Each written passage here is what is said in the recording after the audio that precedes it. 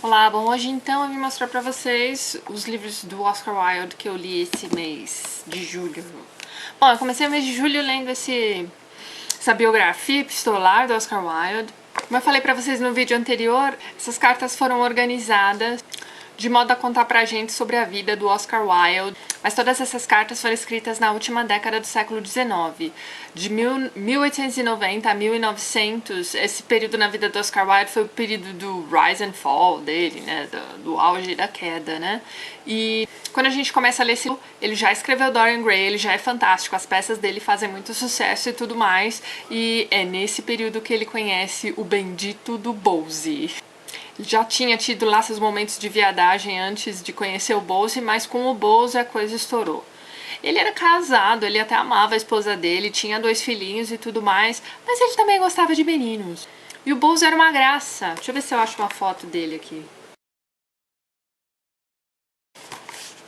Aqui ele. No filme sobre a vida de Oscar Wilde, chamado Wilde,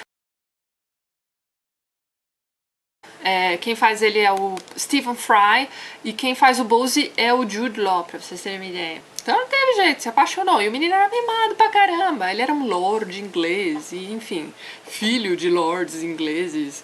E se aproveitou até onde pôde do Oscar Wilde.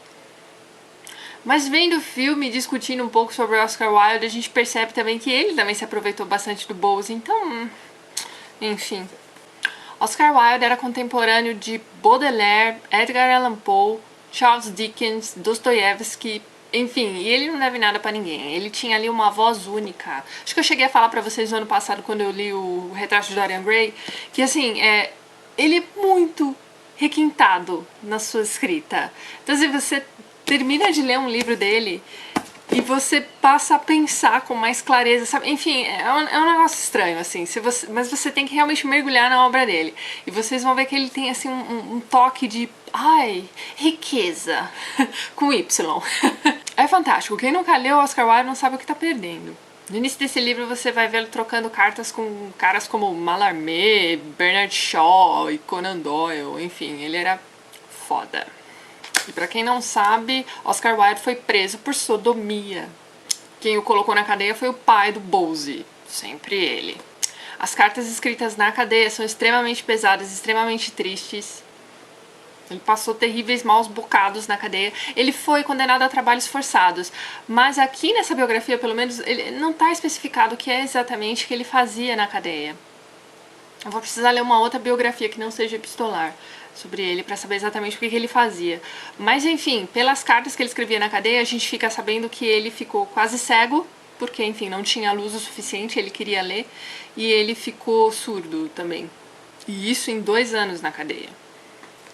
Depois de preso, ele só conseguiu escrever mais 2 obras. Então, assim, na verdade, uma carta, né, que ele escreveu pro Bowlesy, uma carta longa pra caramba que tem aqui no livro, que é conhecida também como De Profundis. E nessa hora eu sempre lembro do Mussum, não tem jeito. E ele escreveu também a Balada do Cárcere de Reading. Eu, como grande fã de Poe, li uma cartinha aqui que eu fiquei super... meu Deus! Então é uma carta que ele escreve pro Cyril. Cyril é o filho mais velho dele, que era o xodózinho dele. Então ele escreveu: Meu querido Cyril, manda-lhe essa carta para dizer que estou muito melhor. Saio toda manhã de carro por um lindo bosque chamado Bois de Boulogne, à tarde junto com meu amigo, e depois me sento em pequenas mesas e vejo as carruagens passarem. Esta noite vou visitar um grande poeta que me deu um maravilhoso livro sobre um corvo. Levarei chocolates para você. Não é fofo? Ele conheceu Edgar Allan Poe. Essa carta foi escrita em 1891. Ele morou algum tempo na América. Ele foi levar as peças dele pra América. Então é bem possível que ele tenha conhecido Poe mesmo. Que legal! Uma outra carta bacana pra quem curte livros, enfim, clássicos. Eu nunca li Odisseia. Eu tenho uma versão que eu comprei recentemente que eu pretendo ler em breve. Mas ele diz ali numa carta a Mr. Humphreys, que eu não sei quem é também. Ele diz o seguinte: Caro Mr. Humphreys, poderia gentilmente enviar a Cyril, o filhinho dele, em meu nome uma cópia da tradução da Odisseia. Estou ansioso para que ele possa ler o melhor livro já escrito para jovens e para aqueles que ainda mantêm a maravilha e o prazer da juventude. Então, assim, né? Achei bem legal ter lido isso, né? Pra quem acha que Odisseia é um livro impossível de ser lido e tudo mais, ele recomenda isso pro filhinho dele de, sei lá, 8 anos. Engraçado. Bom, enfim, a balada do cárcere de Reading é terrível, ele joga várias coisas na cara do Bowsy e tem um momento aqui que eu vou ler pra vocês, que é quando ele fala a respeito de como ele era tratado, enfim, estando preso. Ó, tudo que diz respeito à minha tragédia tem sido hediondo, medíocre, repelente de mau gosto. Nossos próprios uniformes nos deixam grotescos. Somos os bobos da corte do sofrimento, palhaços cujos corações foram partidos. Somos especialmente designados para fazer os outros rirem. No dia 13 de novembro de 1895, fui trazido de Londres para cá, em Reading. Das 2 horas até as 2h30 deste dia, tive de ficar em pé no centro da plataforma da estação Chaplin, vestindo o uniforme de presidiário e algemado, em exposição aos olhos do mundo. Fui retirado da enfermaria do hospital, sem qualquer aviso prévio. De todos os objetos que haviam ali, eu era o mais grotesco. As pessoas riam quando me viam. Cada trem que chegava trazia mais público. Nada lhes poderia divertir mais. É claro que isso foi antes de eles saberem quem eu era. Assim que foram informados, passaram a rir ainda mais. Durante meia hora fiquei ali, sob a cinzenta chuva de novembro e cercado por uma turba de zombeteiros. Durante 1 ano após tudo isso ter acontecido comigo, chorei todos os dias, à mesma hora e pelo mesmo período de tempo. Isso não é tão trágico quanto pode soar para você. As lágrimas fazem parte da experiência cotidiana daqueles que estão na prisão. Um dia sem chorar não significa que nosso coração está feliz, mas sim que ele endureceu.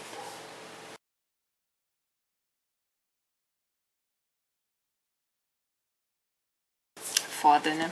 Mas enfim, tem uma outra carta também que ele manda para o ministro de Estado. E ele conta a respeito da falta de livros da biblioteca da cadeia. Enfim, ele leu por muito tempo a Bíblia. E ele até faz, nessa carta ao Bowsy mesmo, ele meio que faz um ensaio sobre Jesus, assim. Ele fala, assim, sobre a admiração que ele tem por esse personagem e tudo mais. Ele era cristão. E é bacana, assim, o ponto de vista dele para Jesus. Mas enfim, então ele escreve para esse ministro a respeito da falta de livros na biblioteca. Olha o que ele diz. O requerente foi deixado praticamente sem nada para ler. O mundo das ideias, assim como o mundo real, está fechado para ele. Está privado de tudo o que possa confortar, distrair ou consolar uma mente ferida e abalada. Todas as horríveis privações físicas sofridas na prisão não são nada perto da completa privação dos livros para alguém que tinha a literatura como prioridade em sua vida. A literatura é o modo pelo qual podemos realizar a perfeição, a única maneira de o intelecto poder sentir-se vivo. Fantástico. Tá vendo? Tanta gente aí com acesso a livros e não leio, o coitado do Oscar Wilde lá passando privações de livros. Enfim, tem uma outra carta muito boa aqui também, que ele também escreve mas é pro chefe da cadeia lá, em que ele conta a respeito de criancinhas na cadeia. Então as crianças eram presas. Eu nunca li Oliver Twist, mas eu sei que tem alguma coisa ali, mas enfim. E aí, é terrível. Ai, não quero nem lembrar disso. Mas enfim, esse livro é fantástico, merece ser lido, minha gente. Já o livro de contos do Oscar Wilde, eu falei rapidamente pra vocês que tem um ensaio bacana a respeito de Shakespeare aqui, em que ele vai contar que Shakespeare era apaixonado pelo atorzinho que fazia os papéis femininos nas peças dele, na época dele, porque as meninas não podiam participar do teatro. E enfim, existia lá um rapazinho muito bonito para quem ele escreveu Romeu e Julieta, teoricamente, e de acordo com Oscar Wilde. É um conto, tem toda uma história, uma trama por trás desse ensaio que ele faz, mas ao mesmo tempo ele estudou Shakespeare por muito tempo. Então é muito bacana esse conto, é muito bom mesmo, tem um mistério, enfim, fantástico. Que mais?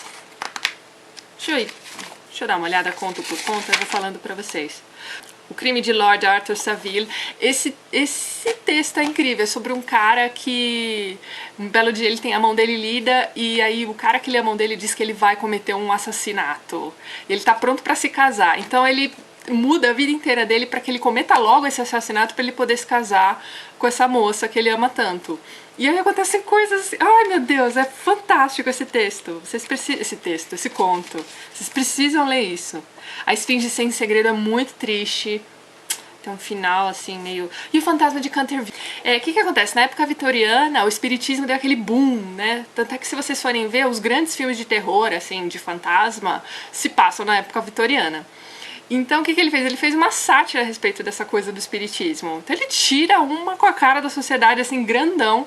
E o fantasma é incrível, é muito engraçado. Eu vou deixar linkado pra vocês lá embaixo um vídeo que eu vi faz um tempinho já, de uma pessoa desmascarando essas sessões de mesa branca e tudo mais. Deem uma olhada, o vídeo é muito bom. Enfim, e é muito bem-humorado, é engraçado. Eu me peguei rindo várias vezes lendo esse conto, é realmente muito bom. Tá no domínio público, deve ser fácil de achar na internet também. E o Milionário Modelo também é muito legal. Gente, esse livro é fantástico. Eu não sei como é que ele tá editado hoje em dia. Essa é a minha edição de 1994, então não faço ideia como é que a gente pode encontrar esses contos, mas deve ter algumas outras coletâneas mais novas aí de contos dele. Fantástico, espetacular. Oscar Wilde é o homem da minha vida. Um dos, né? Enfim. Fantástico, gente. Quem nunca leu Oscar Wilde precisa sair correndo agora e ler alguma coisa dele. Tô falando muito sério, vocês vão adorar. Sério mesmo. Qualquer coisa que vocês pegarem dele pra ler, eu tenho certeza que vocês vão gostar. Eu já li a única novela dele, que é o Dorian Gray, que é foda de boa. E eu já li também um outro livro de contos dele, que é só sobre fábulas, que também é incrível. O filme é muito bom. Jude Law destruiu vários sonhos meus ali durante sua interpretação de Bowsy. E quem vê o filme vai entender por quê. Enfim, e é isso então. Beijo pra todo mundo. Até mais.